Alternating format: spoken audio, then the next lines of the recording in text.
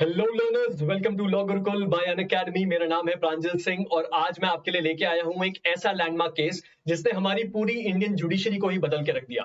ये एक ऐसा केस है जिसका फायदा हमारे देश में आज भी लाखों लोग उठाते हैं, लेकिन उनको ये बात रियलाइज नहीं है कि ये इसी केस की देन थी। उसके साथ ही साथ ये एक ऐसा केस है जिसका नाम हमने और आपने बहुत बार सुना है, लेकिन हमें इस केस के पीछे की इंटेंस स्टोरी के बारे में कोई आइडिया ही नहीं है। ये एक ऐसा केस है जिसकी तारीफें हमारे देश में आज भी करी जाती है कि इसने हमारी इंडियन जुडिशरी को शेप किया है। मैं बात कर रहा हूं हमारे इंडिया के पहले पीआईएल यानी कि पब्लिक इंटरेस्ट लिटिगेशन की, जिस केस का नाम था हुसैन आरा खातून versus home secretary state of Bihar 1979। इस केस को पढ़ने से पहले और इस केस की शुरुआत करने से पहले दो चेहरों को रिकॉग्नाइज करना बहुत जरूरी है। सबसे पहले मेरे राइट में यहाँ पे जिन फीमेल का चेहरा है, अगर आप में से कई लोगों को ऐसा लगे कि यही है हुसैन आरा खातून, तो आप गलत हैं। ये वो वकील है जिनको मदर ऑफ पीआईएल कहा जाता है, जिन्होंने हमारे देश की पहली पीआईएल फाइल करी और इस लैंडमार्क केस का जन्म हुआ। उसके बाद हमारे लेफ्ट में है यहाँ पे जस्टिस पी.एन. भगवती।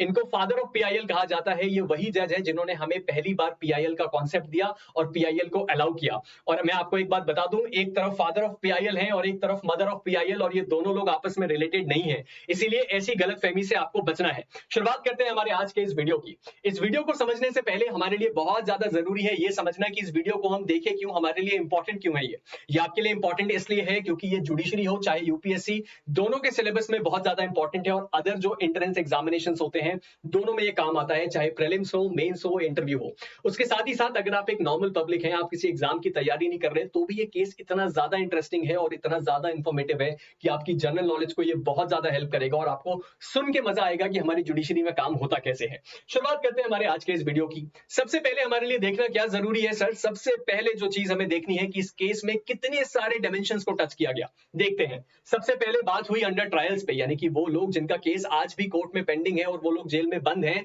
उनके बारे में इस केस में चर्चा हुई और एक बहुत ही लैंडमार्क जजमेंट दिया गया।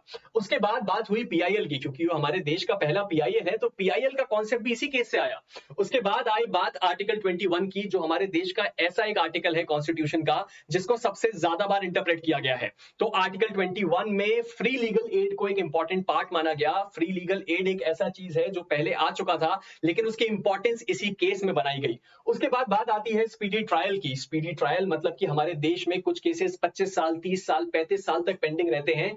उस चीज के ऊपर एक लैंडमार्क जजमेंट आया कि केस को जितनी जल्दी हो सके खत्म किया जाए। और आखिर में बात आती है हेबियस कॉर्पस की। अब आप में से जितने भी लोग ये बात नहीं जानते कि ये हेबियस कॉर्पस क्या है, ये एक रिट है जिसके बारे में हम आगे समझेंगे। लेकिन तब तक अगर आप इस रिट के बारे में बहुत अच्छी तरह पढ़ना चाहते हैं तो आपको ऊपर एक चैनल टैग मिल जाएगा जहां पे हमारा वीडियो लिंक्ड है, जिसमें हमने डिटेल में बात करी है कि ये रिट्स क्या होता है। आपको पढ़ के मजा आएगा।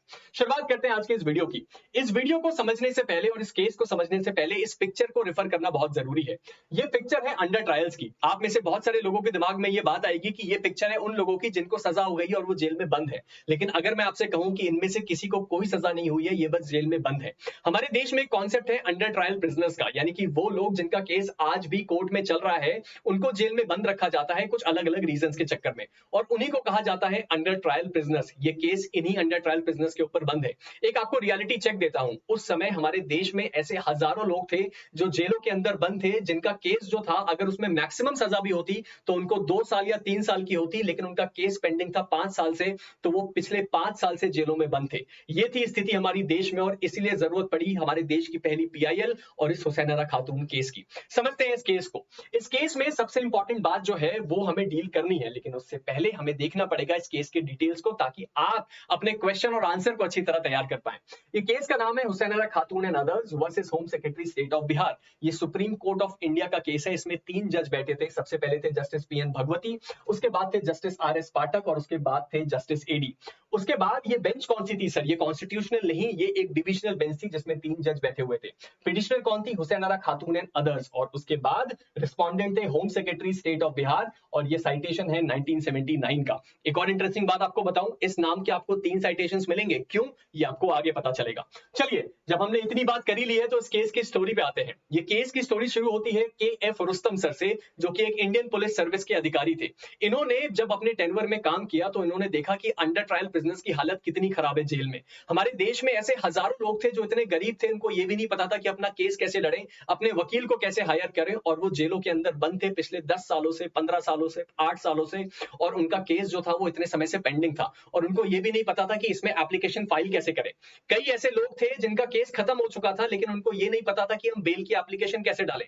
कई लोगों को कोर्ट से बेल मिलना अलाउड था, यानी कि कई लोग ऐसे थे जिनके केस में बेल मिलने का प्रावधान था, लेकिन उनको ये नहीं पता था कि हम बेल कैसे फाइल करें, और केवल इस चक्कर में वो कई सालों से जेल में बंद थे। यानी कि वो लोग जिनका अधिकार था जेल के बाहर आना, या वो लोग जिनका अधिकार था उनका केस जल्दी खत्म होना, वो लोग कई सालों से जेल में केवल इसलिए बंद थे क्योंकि किसी को उनकी फिक्र नहीं थी। जब इतनी सारी चीजें केएफ रुस्तम सर ने देखी तो उन्होंने इंडियन एक्सप्रेस नाम के एक अखबार में, जो आज भी एक बड़ा इंपॉर्टेंट अखबार है, एक आर्टिकल छापा। इस आर्टिकल में उन्होंने लिखा कि हमारे देश में अंडर ट्रायल प्रिजनर्स की हालत कितनी खराब है। इसके बाद कपिला हिंगुरानी नाम की एक एडवोकेट थी जो सुप्रीम कोर्ट की एक वकील थी, उन्होंने इस आर्टिकल को पढ़ा और उनको बहुत इमोशनल फील हुआ, और उन्होंने ये बात तय करी कि मैं इन अंडर ट्रायल प्रिजनर्स के बारे में कुछ करूंगी। उन्होंने कुछ समय तक रिसर्च करी, पूरा डेटा कलेक्ट किया, और इसी आर्टिकल में जो ये इंडियन एक्सप्रेस में छपा था उसमें नाम लिखा था हुसैन आरा खातून का। यानी कि बिहार में बंद ऐसे कई सौ प्रिजनर्स हैं, और उनमें से 18-19 प्रिजनर्स की बात केएफ रुस्तम साहब ने इस पेपर में करी थी, और उन्हीं में से एक थी हुसैन आरा खातून। जब ये नाम कपिला हिंगुरानी ने पढ़ा तो उन्होंने उसी वक्त तय कर लिया कि मैं एक केस जरूर फाइल करूंगी, और उन्होंने सुप्रीम कोर्ट में एक रिट फाइल करी हेबियस कॉर्पस की। हेबियस कॉर्पस का मतलब होता है टू प्रोड्यूस द बॉडी, यानी कि मैं चाहती हूं कि वो लोग जो वहां पे बंद है इतने समय से, उनकी बॉडी को प्रोड्यूस किया जाए और उनके साथ न्याय किया जाए।